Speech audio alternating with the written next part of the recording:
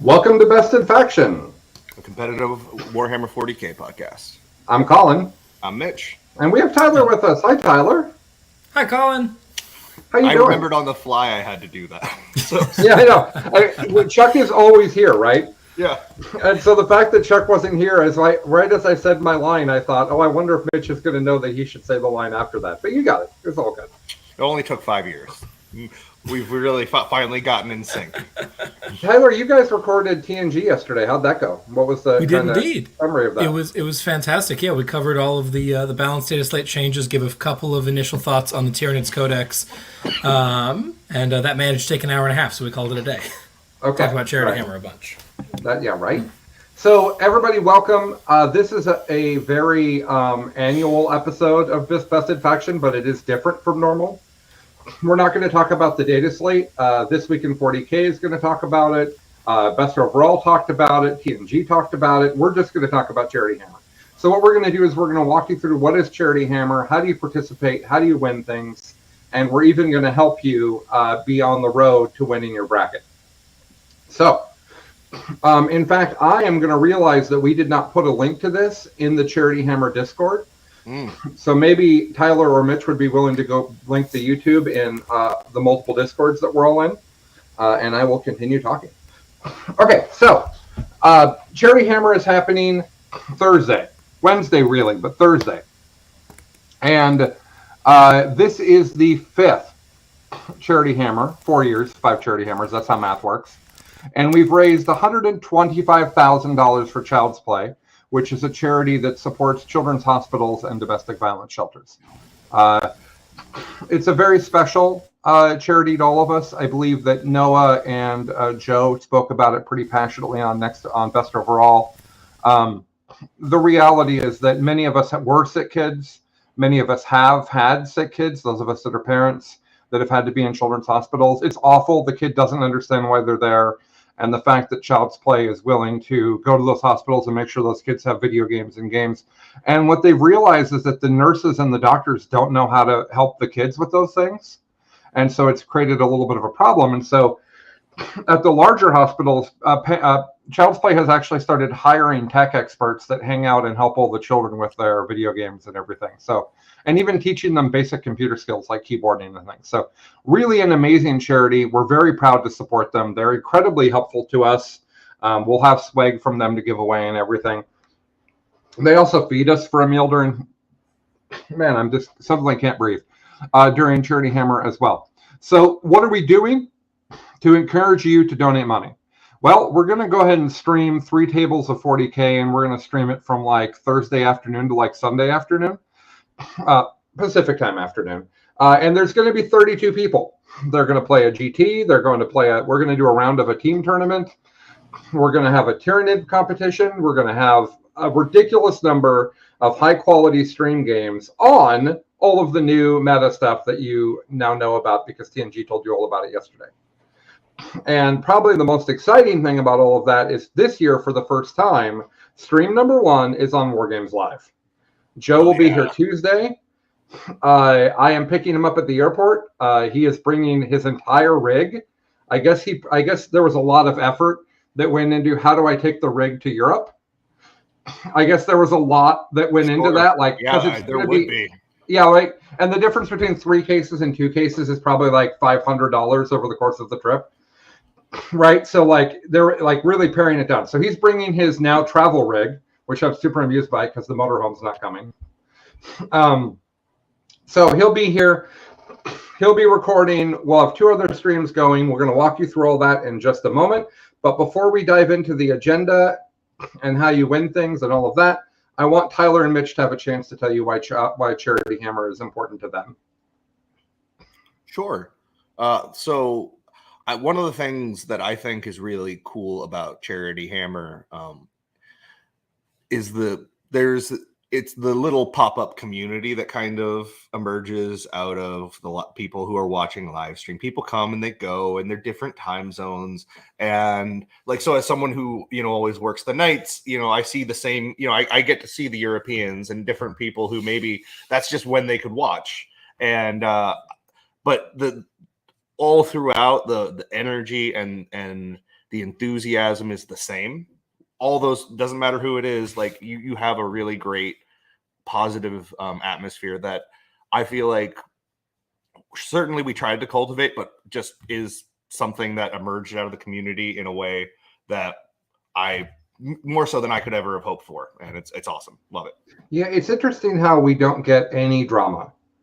Like, no, I don't just mean the players. Like when we invite people to Charity Hammer, there's a fairly decent process that I go through to make sure that that person's going to be great on stream. Are they going to be a good person? Are they going to try hard and be cranky the whole time? Like, I've tried really hard to cultivate that, and I actually think that this year we have the 32 greatest humans that we've ever had, and I'm really excited about that. But it's not even that community that Mitch is talking about. It's the people gathering together to participate with us, which, by the way, we have a much better way for you to do that this year. And for those people to donate and win things and really feel like they're part of this thing that this year we're just calling the 40K Slumber Party. We're just getting any pretense out of the way and just giving it that name. Tyler, what is Charity Hammer about for you? So real quick, one more little nuance. I'm Okay. sorry. And do it. Go. So the other thing that is unique, I feel like, for Charity Hammer streams is the amount that the audience gets to interact with the players. While like really tight competitive games can be happening at the same time, the players are going to be talking, and then that generates questions in chat and discussion in chat, and then that gets back to the players, and that is not an experience you find on a lot of streams. It certainly exists in other places, but usually in a competitive, pretty competitive environment, you don't get to see quite that level of interaction. So sorry. That was the last thing. Yeah, well put. And we did a lot of effort on commentary last year. Making sure that we had commentary all throughout the tournament. And what the feedback we got is it's so hard in 40K to give the commentators all of the table information that they need that they would rather just hear the players. And when we thought about that at a tournament like Tacoma Open, you can't guarantee that the person that you're going to have on stream is going to have the personality needed to carry it, right? So commentators are really important in that case. You get a Nick Nanavati who can talk for hours on end and we can be engaging and all that. Because of the quality of the player, we're just getting rid of commentary this year, and we're just going to let the players talk to you. And I think that's actually going to make it, like half the people there have podcasts, exactly. So, Tyler, talk about Charity Hammer for a minute. Yeah, absolutely. One of the things that I think gets kind of overlooked sometimes about Charity Hammer is that it is one of the most like forward and outward facing streams that happen. We often get a lot of really good publicity on Twitch and on YouTube, and tons of people are coming in saying, what the hell is going on here? Yeah. And to be able to put those people, to really put the best foot forward of the community is just a fantastic experience. People who play war games, especially who play Warhammer, have a reputation for being, poorly hygiened and antisocial and not particularly pleasant people to be around in the outside world. And it's really a great opportunity to be like, oh, no, these are all a bunch of great people who you want to spend time with, having a good time. And along a similar set of lines, and for people coming in who aren't necessarily used to the more competitive tournament environment, to show sort of the ground rules of what the expectations are at that level of play, and they're still being incredibly cordial and having a conversation with your opponent throughout the entire time, and no one is out here being mischievous or conniving or exploitative or gotchaing anybody. Let's add more fun words. That Machiavellian. I like. You've got me going with mischievous. Right? Absolutely. There's no tomfoolery. There's no shenanigans. There's no hijinks. Not in the slightest. And to really get to show people what the competitive environment is like and how much fun it is and how much community there is there, seems incredibly welcoming, both to people who may not be playing the game, but also to players who are a little bit less confident in the competitive environment being one that they'd like to be a part of. Yeah, the feedback, and that brings me back to the feedback that Best in Faction got for years. And I think it was really special. I think, Mitch, you felt this way too, that people would come up to us and they'd say, you're the reason I go to tournaments. I was scared, I was nervous, I was uncomfortable, and you guys just made it sound like such a good environment that you could just manage and it could be okay. And it's just like getting people to go to tournament is just so it's just so great, right? Because the more the community grows, the more exciting 40K is. And now, thanks to Best in Faction, tournaments are the bigger than they've ever been. No, I'm kidding. It was not just us. You can tell how many RPGs I've been playing on my computer, but I would liken starting to attend tournaments for a player who hasn't yet is unlocking an entirely new skill tree of social activities and like all kinds of stuff that's just not available if you're just playing with the same couple dudes, which is fine. Like, play those guys. Yeah. Like, those they're who you test with. They're your core. But like, meet all that variety is a wonderful thing. And you do a great job of getting the right spread of people to really try and highlight that, I think. Yeah, I agree. I'm very, very happy with the people that are coming. Okay, guys, let's look at the agenda and tell them all about it. I'm going to share my screen, which is a thing I never do on this. I do it a lot for work. I never do it here. Terrifying words for any live stream. I know, right? I was on, oh, that's exciting. Whoa! Amazing. That's great. I love that they coded that. They could have coded it to not do that, but they said no.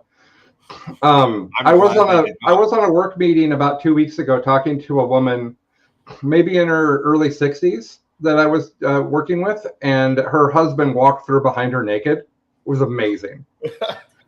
It's like, oh, look, that's an old white guy naked. Look at him go. Yeah, it was hilarious. Okay, so first of all, there's 3 streams. This is an agenda. This is our working agenda. You'll have a version of this to look at on charityhammer.com probably in the next day or two. But this is our version that you guys haven't seen yet. So it has some extra information on that you guys don't need. Stream Table 1 is War Games Live on YouTube. Stream Table 2 is Best in Tabletop on YouTube. And Stream Table 3 is the old and great Charity Hammer veteran Best in Faction on Twitch. You like that, Mitch? Yeah. Yeah. Best in Faction, not Best in Tabletop. I love it. The OG. That's exactly right. So the tournament starts off at 2 o'clock on Thursday. Now, there is a game on Wednesday at 3 o'clock. And that's the annual John Lennon and Colin play.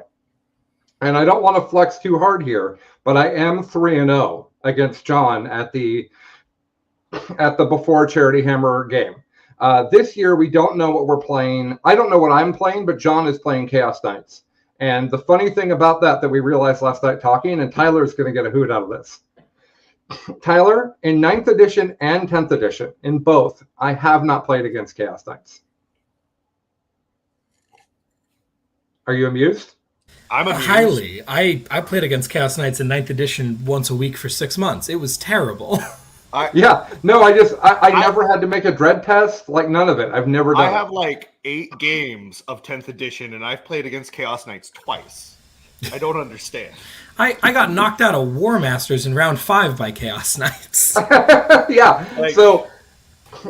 And there's no other faction like that. I went through the list last night, and there's nothing else, unless you go really specific into CSM, right? Like, oh, well, I haven't played Death Guard in a while. Whatever. Okay. So we're going to start off the tournament with Ben Jurek and John Lennon playing each other. This is kind of tradition. They're the top 2 seeds in the GT. Now, the GT is seeded based on ELO score, which if you don't know what that is, you can Google it. There's great explanations, but it's basically a score that's calculated for 9th and 10th edition, and it says, based on the people you've beaten and the people that you've lost to, this is how good you are. And Ben and John came out at the top of that, which makes sense because John's one of the best players in the world. And Ben has won how many tournaments this year, Tyler? 37? Something like that. Ben is also the greatest guard player in all of Scotland, so it makes sense that he'd be seated pretty highly. Okay, you have to explain the joke, Tyler. For those of y'all who weren't following the WTC drama or haven't heard us tell the story on TNG, Scotland at WTC, unfortunately, their guard player had to take a medical absence at the very last second. So they needed someone to fill in, and we sent over Ben because we had enough elf players over here. What? No. And he picked up a guard list that he'd never seen before, played 1 practice game with it into their Thousand Sons, 20-0'd the Thousand Sons in the practice game, and then played WTC with it. I think round 2 or 3, most famously, they paired him into an Eldar matchup, and they call that getting bust, getting sent into a terrible pairing so that everyone else can have good pairings. They had a little like a 6 month, maybe 1-year-old's toy bus with like the shapes that go in the different correct shaped holes to play with while he was getting tabled because it was such a terrible matchup that he needed some entertainment. And he 10-10'd it. He ended up killing both Wraith Knights with his guard army and pulled a draw out of it, which was fantastic for them. So everyone, we all on the team, he's renamed himself of Benjamin McJurek. He's gotten a tattoo of the Team Scotland logo, and he's the greatest guard player in all of Scotland. And we are so got a excited to have tattoo of the Charity Scotland Hammer this year. logo? That's Yeah, he got amazing. USA on the front, Scotland on the back, on I think his right leg. That's a good amazing. look. I'll make sure to take a look at his legs. That sounded creepier than I intended Those to. gams. Okay, so Stream Table 2, you've got Chuck and JT playing each other. Now, I would describe Chuck and JT McDowell as two of the nicest players in all of 40K. And so I called this nice guys finish first and last. And then on the third game, we have Alex Pena and Steve Trimble playing each other. These are good friends that I guess are planning something really special for you guys. I don't know what it is yet.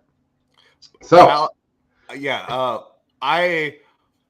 I'm going to wager a guess, knowing Alex and Steve, and say Death Guard are involved. Just somehow. it could be. Alex I have a plays feeling. Sisters and T-Sons, and Sisters are terrible right now. So I would imagine Alex he's also playing plays T-Sons. Death Guard. Oh, does he? Okay. Yes, every He time does, I played yeah. him, he was playing Death Guard. Man, I hope that's a Death Guard mirror. Okay. Maximum number of Plague Marines versus maximum number of Yeah. Plague Marines and Well, more. but the big penalty of my army is that I'm slow. But wait, the big penalty of my army is that I'm slow. Okay. So Benjamin McJurek.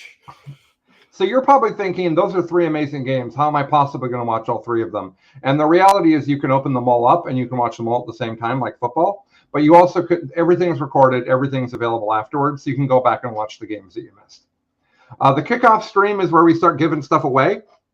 Every $30 you donate to our link, it goes straight to Child's Play. We don't take any of that money. And then what's going to happen is you're going to go into our raffle, and every single game slot, you can see how many there are. I think there's 27. Could be wrong. Every single one of those, we're going to give something away. And at the end, we're going to give big prizes away, which we'll talk about. All right, so then at 6 o'clock, I'm going to play Scott DeWinter Wilkie. We're both singers in our kind of core, and so we both have a tendency to sing while we're playing 40K. I'm actually going to rock some Black Templars into some orcs, Tyler. I asked Lucas, what's the most fun army I can play into orcs, and he said Black Templar, so here I am. How many Crusaders do you have, Colin? I'm actually going to see how many bodies I can put on the table. It's 120 is the correct answer, to be clear. Okay, no pretense, just bunches of Primaris Marines. That's going to be my plan. Their Primaris Crusaders are 12.5 point Space Marines. Well, and the normal ones, the tactical, the firstborn ones are even cheaper. It's 140 for 10 of the Primaris, and it's 125 for 10 of the. Yeah, sorry, I'm sorry. I didn't mean Primaris. But yeah, 12.5 points per model for Crusaders. Space Marine. For a Space Marine. What are? It's very cool. It's very inexpensive. Yes. Then we've got Ben playing Kazra. Kazra's an incredible painter, wonderful member of Art of War from the Western Canada. And then Donald Plummer and Josh Bagwell, they always play great games together. Moving on into the evening, we now have the NIDS Bragging Rights Tournament, which had to get moved late because Tyler. I'm just going to blame it right on you, Tyler. Just the shade. Just throw you right under the bus. So we've done this 2 years in a row now because, Tyler, how would you describe the 4 Tyranid players that are involved in this at skill level? I mean, I think we're in the context of the U.S. Canada North American meta. I think we're 4 of the most accomplished. We certainly all perform quite well at the big events where it counts. All of us have made it pretty deep into LVO. There's lots of other great Tyranid players out there, and the fact that you're a Tyranid player and you're not on this list, whoever you are out there in the audience, does not mean that you're not an incredible Tyranids player. It just means that these are the 4 most accomplished in the last edition or so at the event. We're also fanatics, I think, is the bigger deal. It's our primary build for all of us. I'm going to step in here so that, because I understand you're trying to avoid braggadocio, but so let me say, as one of the non-Tyranid players who lives in the world of Alex McDougall, Colin Sherman, Tyler Bortel, less John Lennon, but Matt Evans definitely a lot of the time. These are the top tier. They don't think about other things if they can think about bugs, with the exception of Colin. Sure. Yes, also yeah, true. with the exception of Colin, like elves are right there with it, but like Alex is only thinking about bugs. Tyler is mostly thinking about bugs. He has friends and people he has to support, so he's thinking about other things. But if he could, it would just be bugs and three-armed boys. Like that's the same thing with Matt. Like I have seen him play in other armies occasionally, and it's like watching a leopard change its spots. You just, what happened? What did you do? But yeah, it is really cool to have. I expect diversity. And I expect creativity. Yeah, so and that's absolutely the case. By the way, I do like to shout out to Alex McDougall that he has won.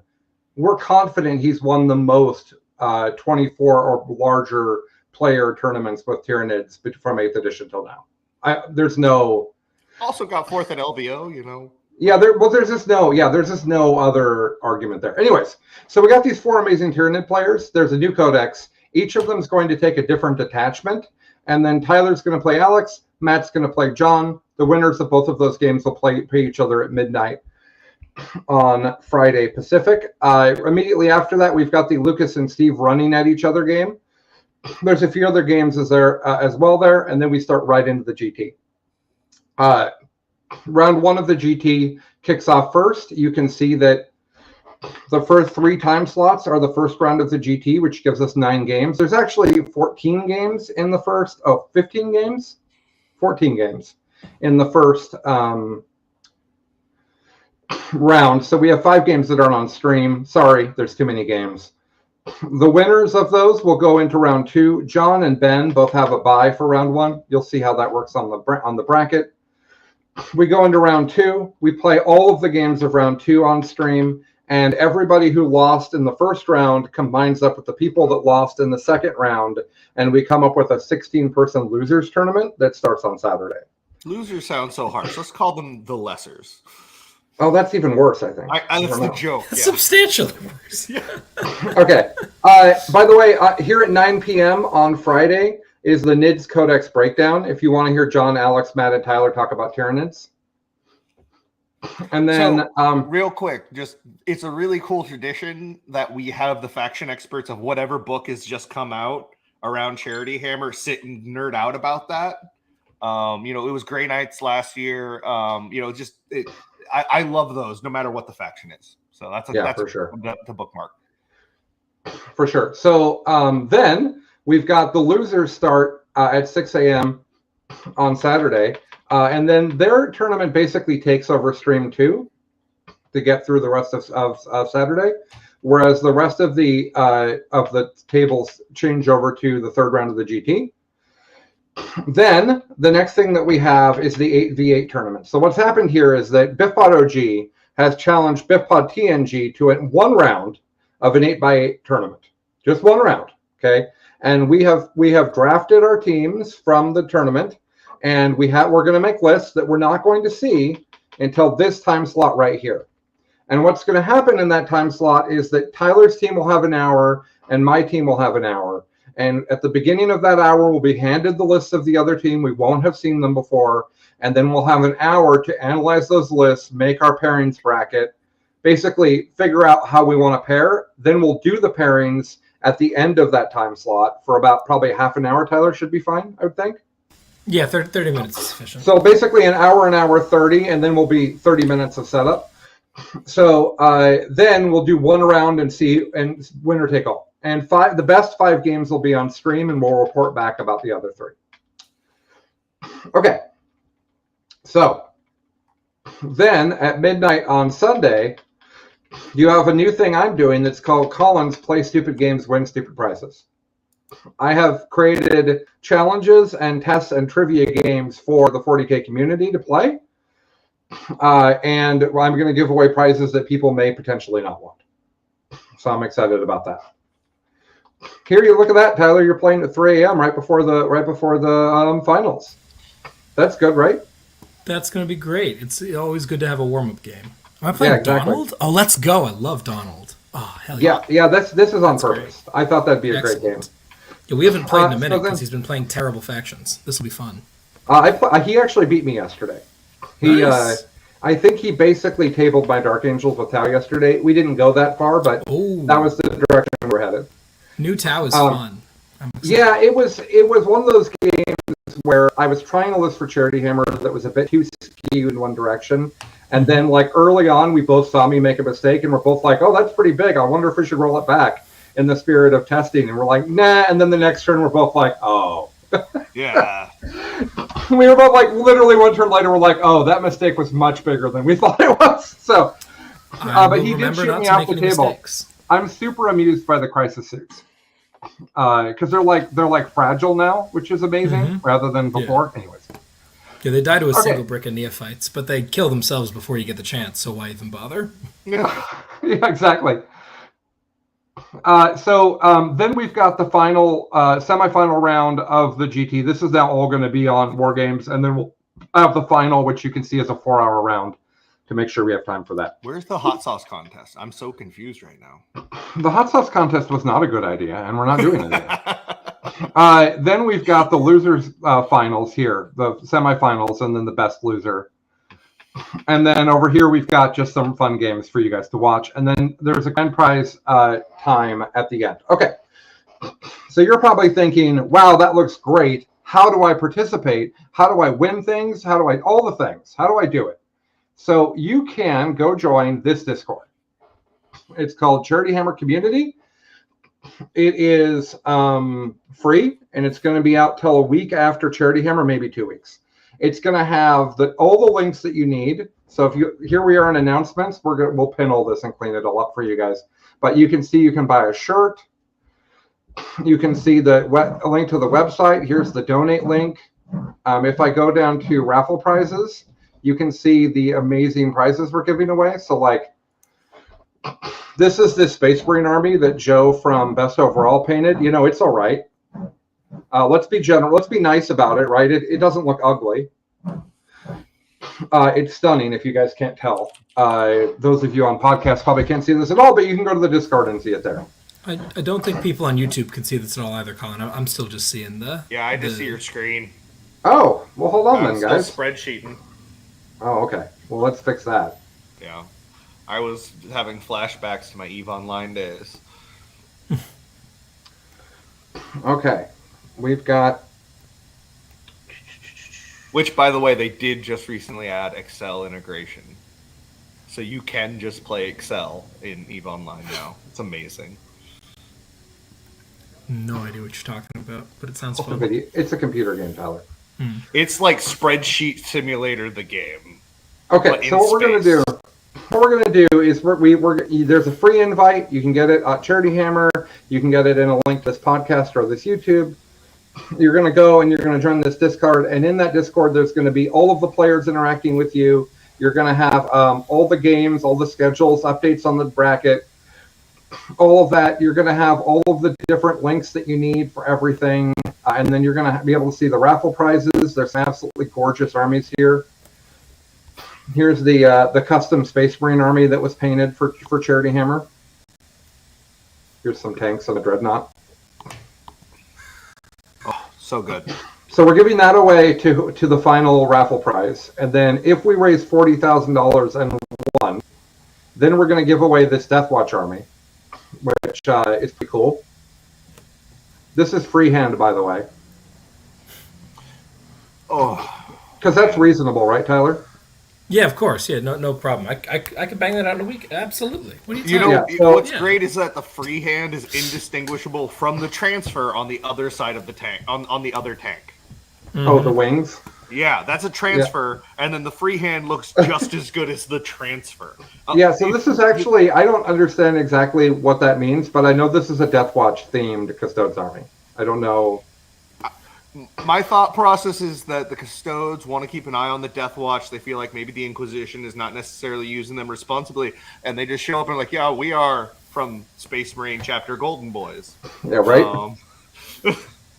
And then, and like, are you going to tell them no, you're not? Like, you're going to tell the custode, like, no, you're definitely not a Space Marine. Like, I guess you can try that.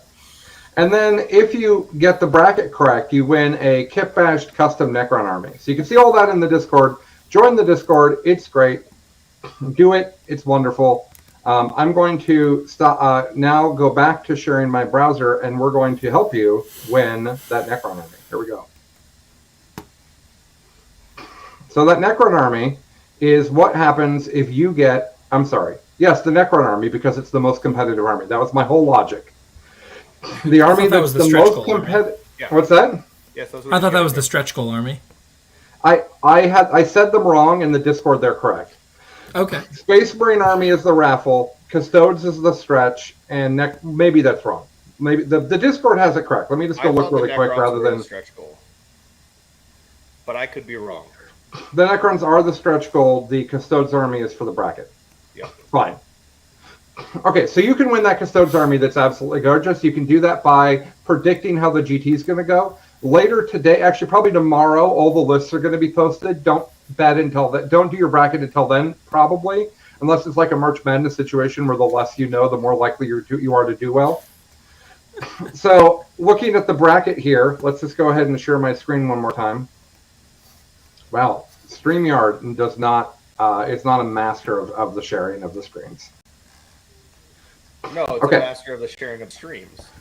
Exactly. I like that.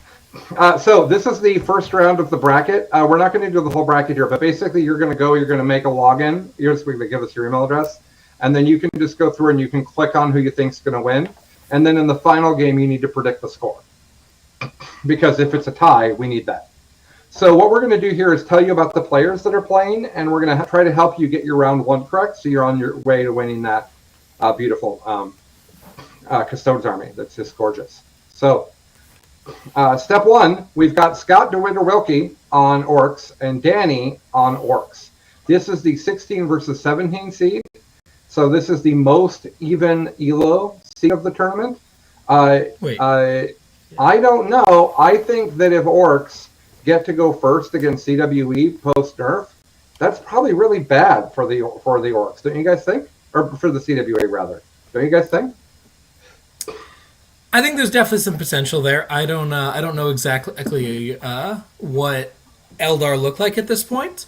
I don't know exactly what Orcs look like either, but I see the potential for some flipping there. I personally got to go for my boy Danny because he's on my 8-man team, even if it's a joke. But I think that Orcs can certainly put up a much joke. Is that what you're saying? Shh. But I can definitely. But I can definitely say that that matchup is a whole lot different than it was last week. That's for damn sure.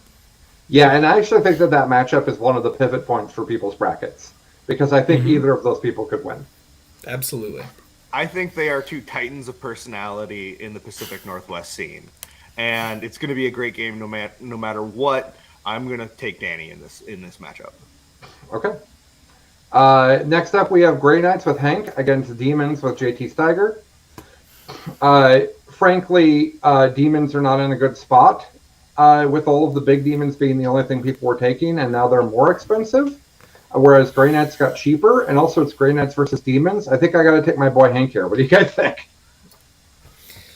It's certainly the most thematic matchup of the first round there, but Grey Knights have a lot. Grey Knights have a lot of tricks about not getting shot, and Demons don't tend to do all that much shooting now that the Lord of Change isn't what it used to be. So I think there's play here for JT, but I think Hank is definitely favored. So my counterpoint to that is a lot of their tricks are just about getting moved towards, which Demons have to do to get into combat with you. And you can just stop that from, like, you can disrupt any sort of, like, there's a lot there. I find it very hard to see Demons overcoming, like, the additional bodies. And having talked Grey Knight's list design with Hank, I know his list is going to just be vomiting mortal wounds as well. Which Demons, can't, depending on which Demons are brought, could be able to handle that. But yeah. Okay, next up we got Lucas and Peter. Peter is actually a better I think Peter's a better general than this Elo ranking, personally. I think that Peter's desire to take the Shadow Sword whenever he can, I think has hurt his Elo some. He's very unhappy that the Shadow Sword can't Overwatch anymore. It really has him bummed. That was like a core strategy of his army, was just to try to roll well on Overwatching with the Shadow Sword. And it worked great. He totally had a game at Tacoma where the dude poked his fire prism out to be the one fire prism that could see, and he overwatched the fire prism with the Shadow Sword, and the fire prism exploded, and then no fire prisms got to shoot at the Shadow Sword that turn. Amazing. Excellent. So, but that said, Lucas just dominated everyone in the world with orcs, basically. So I don't think that there's any. I don't think there's any chance that Peter pulls this out. With no offense to Peter, I think that the orcs are going to run at the guard, and the guard's going to be like, "Man, I wish they'd given us good close combat." What do you guys agree? So I haven't talked guard list design with Peter. He is in chat, by the way. But I haven't talked guard list design since the update with him.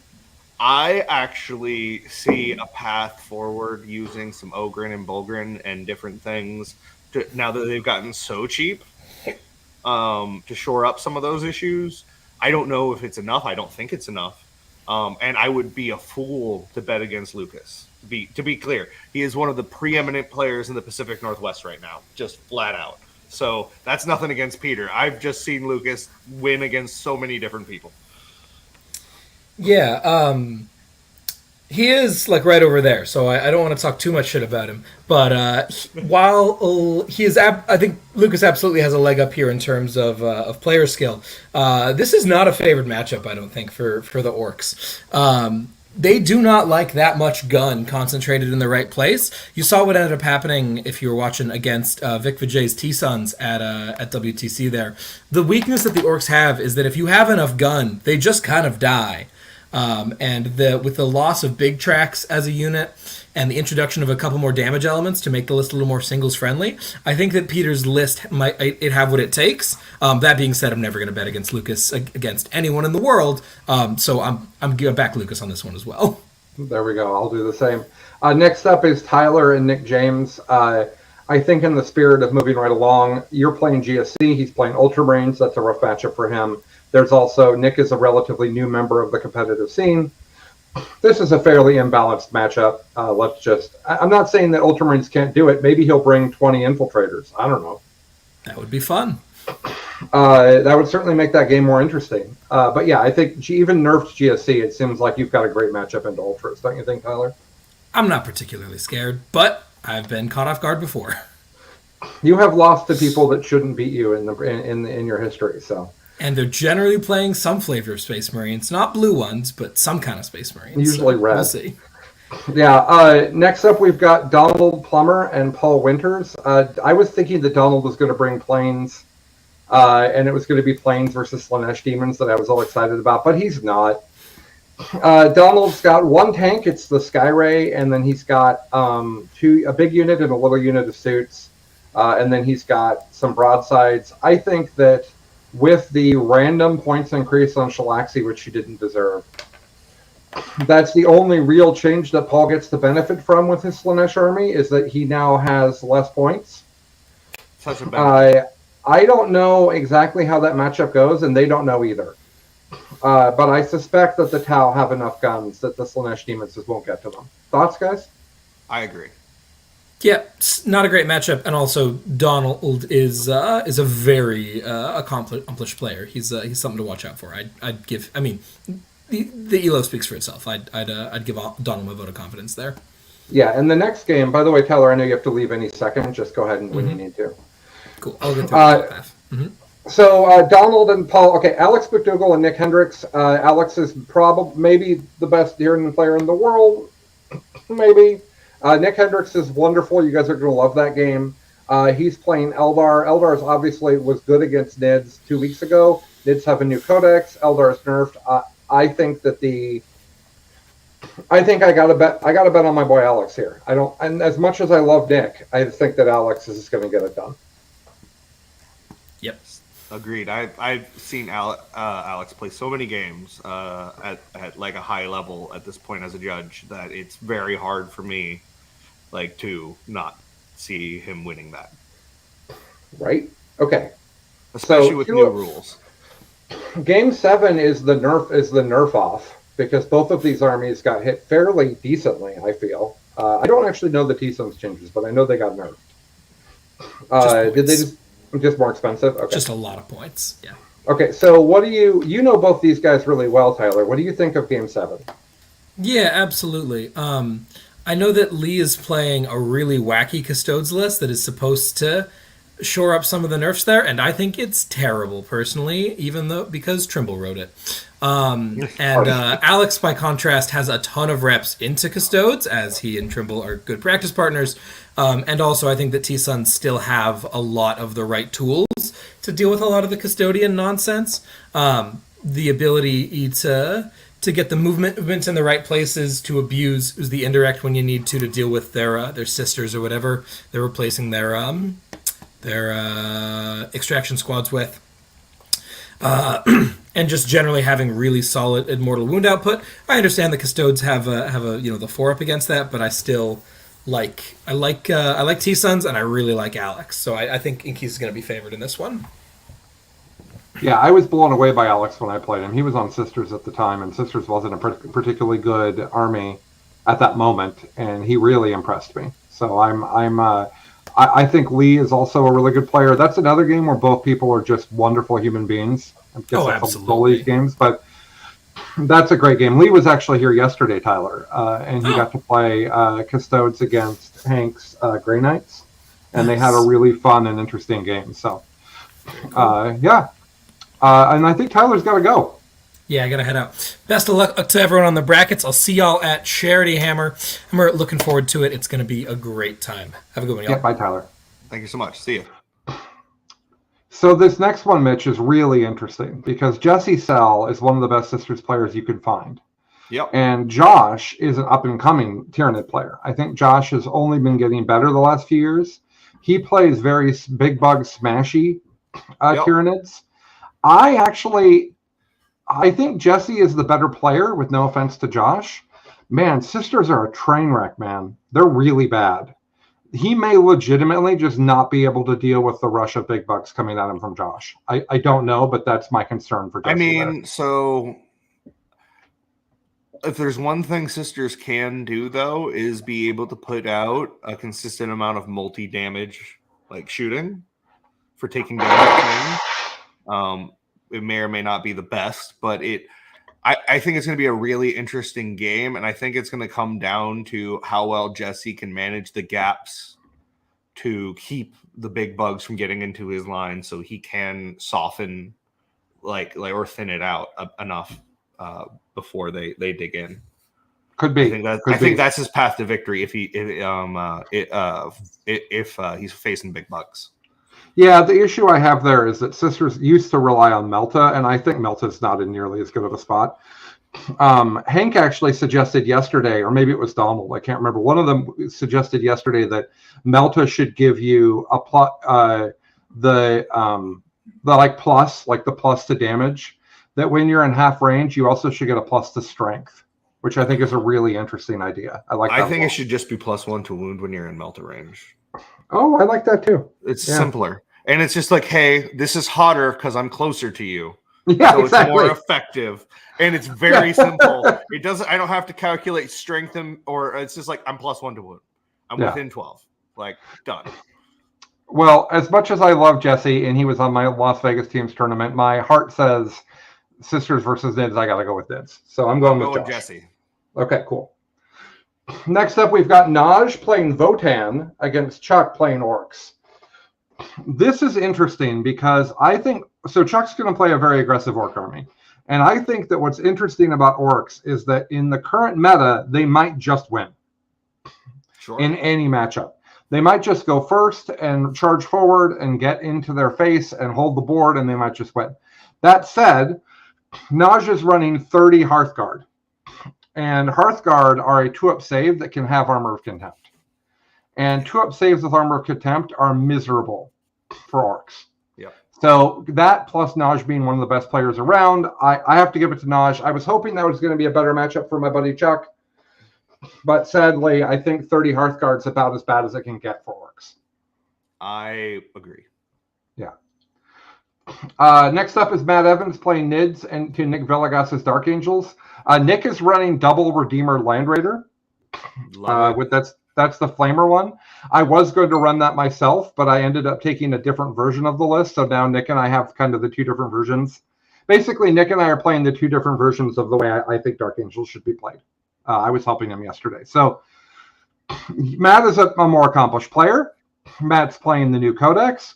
That said, Nick is bringing offensive shooting in T12 hard-to-kill boats. I don't know what type of NIDs Matt is bringing, but it could be that he legitimately can't deal with the Land Raiders and they just walk around flaming them the whole game. I don't know. Probably going to go with Matt, but that's an upset that wouldn't shock me entirely. I wouldn't be blown away by that matchup. Also, Nick Villegas has gotten a lot better over the past year. He's really an up-and-comer. I think he's only been in competitive 40K for 2 years, a year and a half or so. Any other thoughts about that one, Mitch? I would go with Matt mainly because of that new Dex energy. I just think that the Tyranid, like, he's going to have more tools, and I think that will give him the advantage to win out. Yeah, that's that big Dex energy. Yep. Nid Dex next energy. Up, exactly, big Dex energy. Yeah. BDE. Next up, we've got Steve Trimble on Death Guard. Steve, I want to be clear for Steve. He's one of the best. He's certainly right now the best player in the Pacific Northwest by accomplishment.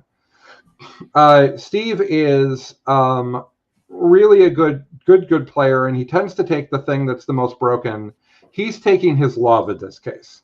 Mm-hmm. He does not think the Death Guard is really, really good. He thinks they're okay, and he's excited to play them. With that in mind, Mitch, what do you think about your matchup here? So I'm either playing Grey Knights or Space Wolves. I'll have a decision today, for sure. But he seemed more excited about me playing Space Wolves, and if we're just going for fun, I don't know. I'm gonna. I haven't played against the new Death Guard. Obviously, they got a bunch of new rules. Don't really know how much that impacts things. Morty is much cheaper. That seems good for him.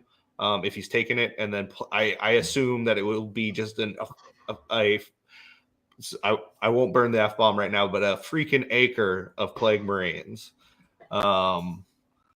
So either way, I'm going to be playing something that is going to be low model count, but really offensive amounts of shooting and hitting, and we will see if it's enough to get through Death Guard to chew through.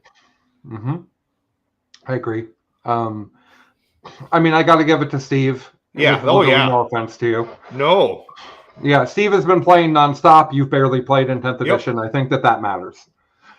100%. I have 8 games. He has like 80. It's not exactly right. He might have more than 80. I'm being just for the ease of the metaphor, but or comparison.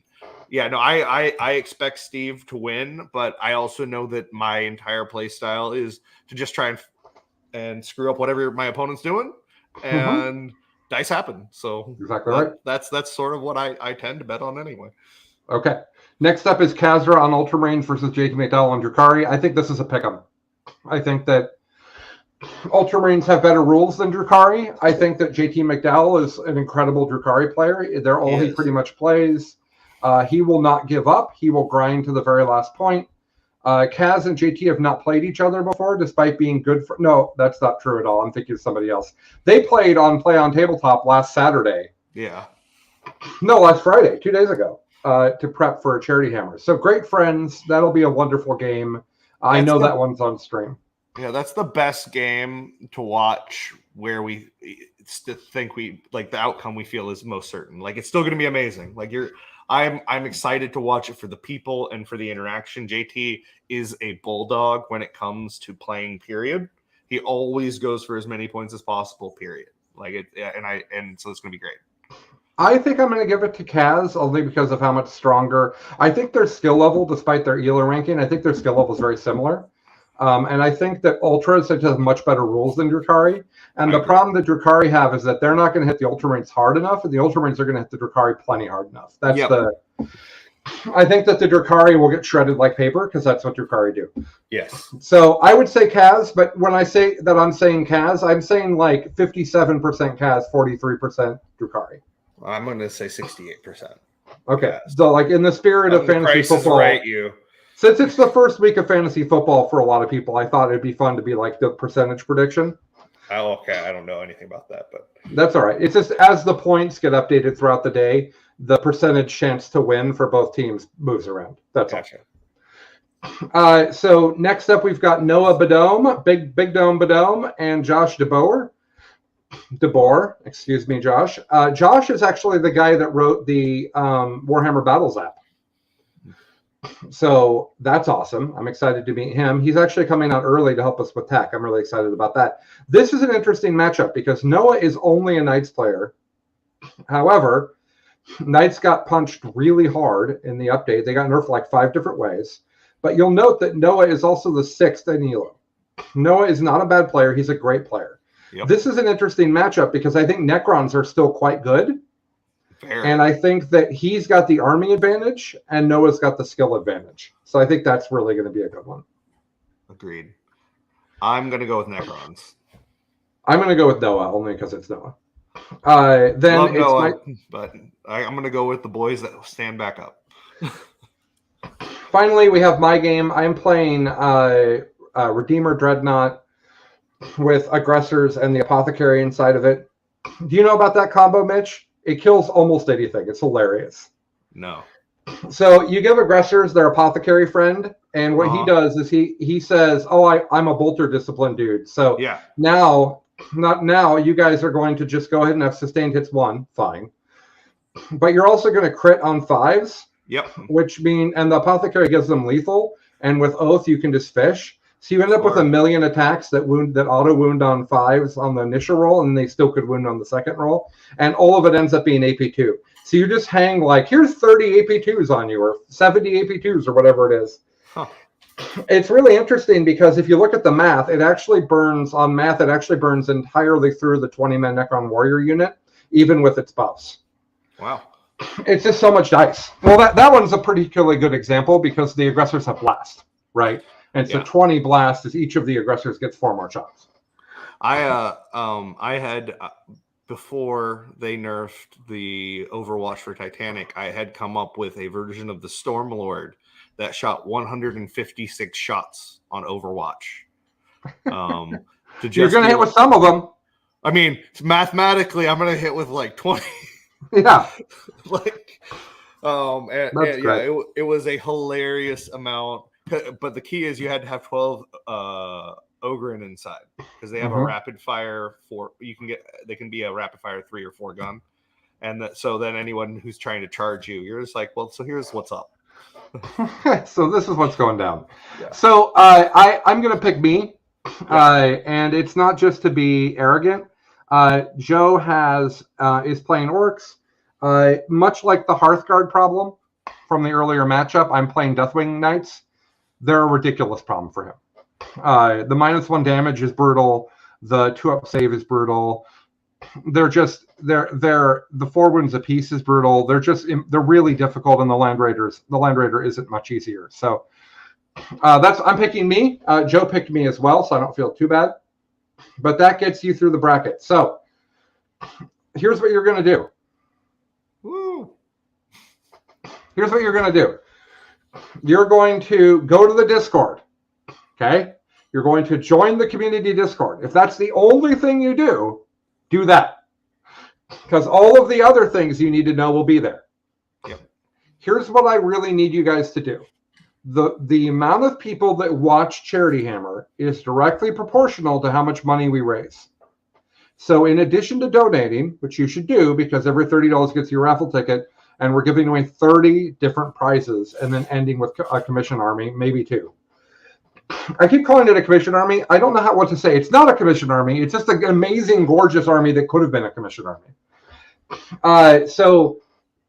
You can $30 donate it. You're going to want to donate maybe a now. centerpiece army?